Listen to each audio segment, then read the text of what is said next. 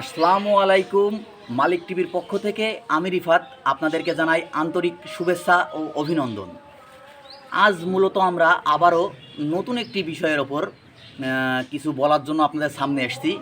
তো বন্ধুরা, আমরা যেহেতু ইসলাম ধর্মের ধর্মিত, তো আমাদের মহান রাব্বুল আলামিন আল্লাহ তাআলা কিছু বিধিবিধান নির্ধারণ করেছে আমাদের জন্য। আমাদের প্রিয় নবী হজরত মুহাম্মদ সাল্লাল্লাহু আলাইহি সাল্লাম কিছু দিক নির্দেশনামূলক কথা বাণী বলে গিয়েছেন। আমরা যদি তার সেই দিকগুলো মেনে চলার চেষ্টা করি, আমাদের নবীজির কথাগুলো ফলো করার চেষ্টা করি, তো আমাদের ভবিষ্যৎ দিনগুলো আরও সুন্দর হয়ে উঠবে। তো বন্ধুরা, আজকে মূলত আমরা বৈবাহিক সম্পর্কের শুরুর দিকের চারটি নতুন টিপস আমরা আপনাদেরকে জানাবো।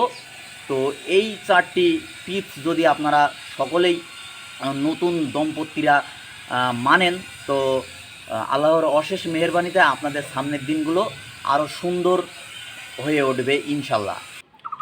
তো চলুন বন্ধুরা, সেই চারটি সুন্নত আমরা জেনে নিই। নাম্বার 1, বিবাহর আগে 2 রাকাত নামাজ আদায় করা। 2, বর কনে উভয়ের জন্য দোয়া করা। আর 3, ছোট্ট একটি খেজুর বা মিষ্টি খেয়ে বিবাহ শুরু করা। নাম্বার 4, কনে বা বরকে দেখে বারাকাল্লাহু লাকা দোয়াটা পড়া। তো বন্ধুরা, আজকে আমরা বিয়ের 4টি সুন্নত নিয়ে আপনাদেরকে কথা বললাম আপনাদের সাথে, আর এই 4টি সুন্নত বললাম। তো আপনারা এরপর থেকেই বন্ধুরা এইগুলা মেনে চলার চেষ্টা করবেন। আমাদের নবী করিম সাল্লাল্লাহু আলাইহি সাল্লাম বলে গিয়েছেন, আর আমাদের সকলের উচিত, প্রত্যেক মুসলমানের উচিত তার কথাকে অনুসরণ করা।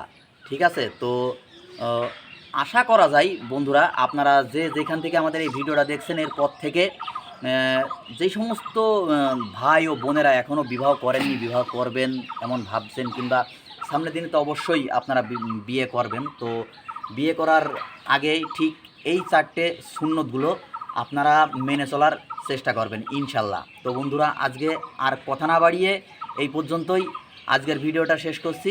সকলকে আবারও জানাই আমার প্রাণের প্রাণস্থল থেকে আসসালামু আলাইকুম আর রহমতুল্লাহি বারকাতু।